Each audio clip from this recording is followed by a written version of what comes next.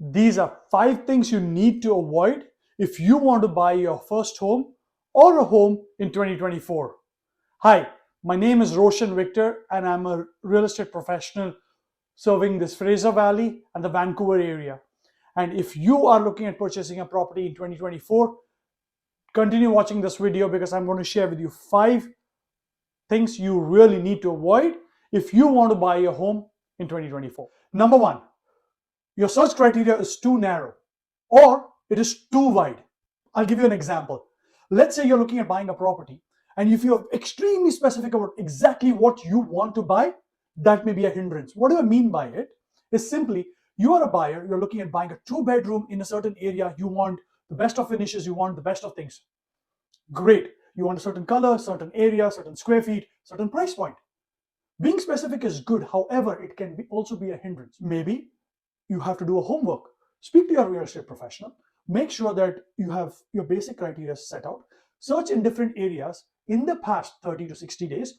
How many homes or how many properties similar to what you're looking for have sold and what price points they have sold. This will give you as a buyer an option of thinking and finding out where the market is for the properties you're looking for.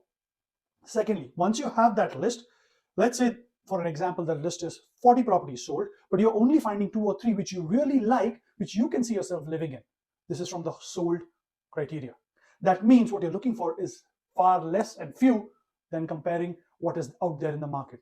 What you would also need to do in that case is either revisit your search criteria or actually open up to different areas or open up your budget.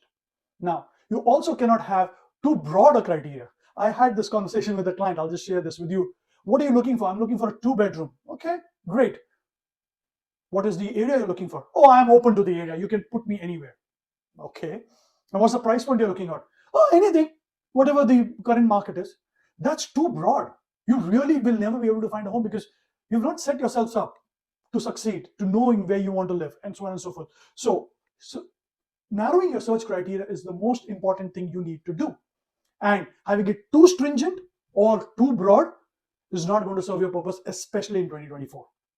Because the market is transitioning, especially in British Columbia and the lower mainland, it is transitioning aggressively towards the seller's market, where as a buyer, as time goes by, there are fewer options available in terms of taking your time, selecting the right properties, doing the right criteria. So what's more important is to actually sit with a professional like myself or anybody whom you feel that there are some good agents out there, narrowing it down, putting in the cloak of reality and seeing what's out there and making sure you're set up for success while you enter the market. The second most important thing to avoid in 2024 is having a fixer-upper mindset. What do I mean by that? Is I know that 2023, a lot of people were getting properties at less than ask, depending on where the listing price was. And a lot of people's negotiation tools, and they've heard it from their friends, their families, that you know what, we saw this, we complained about this, we said the carpets are bad, the tiles are not looking good, the bathroom needs to be changed, and we got prices off the list price. That's great for 2023. But in 2024, as the market transitions into a seller's market, I can still see buyers, and this is my personal experience too, that you go into the house and the first thing you see is where can I actually squeeze money out? Not looking at where the property is and whether it suits your criteria.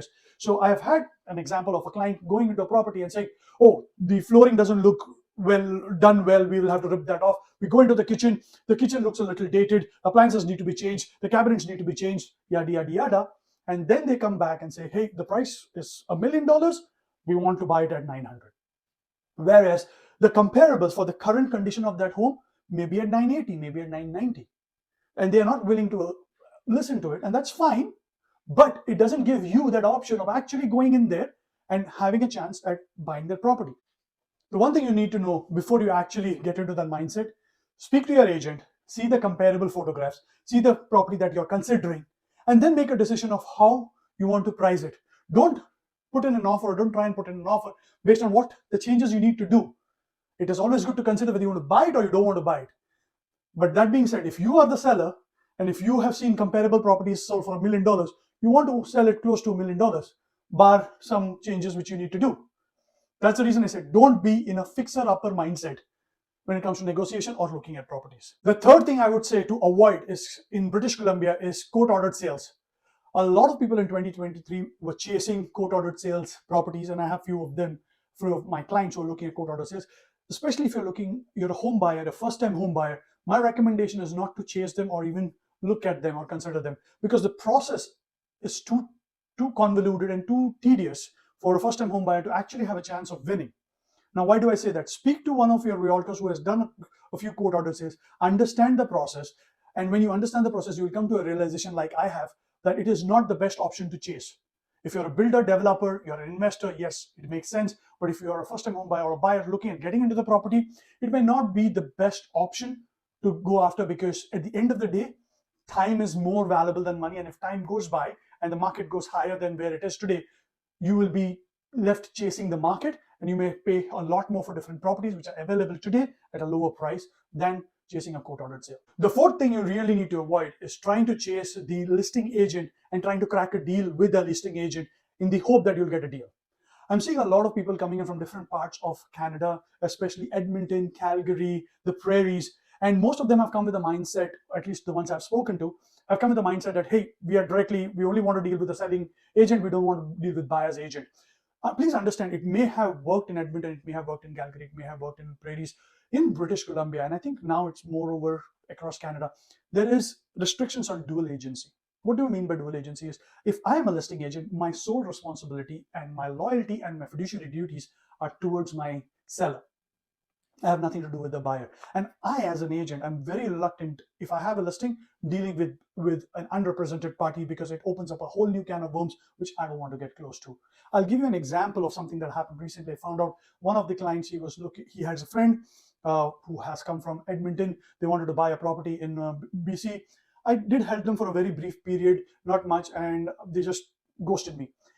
Then I found out that they already bought a property, and the friend of mine said, hey, they said they got a great deal, and they got like $21,000 off the price and all of that. I'm like, I don't know much. So they shared the information on the property. I checked it out, and I came to a realization that they overpaid by $27,000 or something, because their comparables were incorrectly done. Now, in their opinion, they've got a deal, but the reality of the matter is the seller won in this case because, well, they're unrepresented.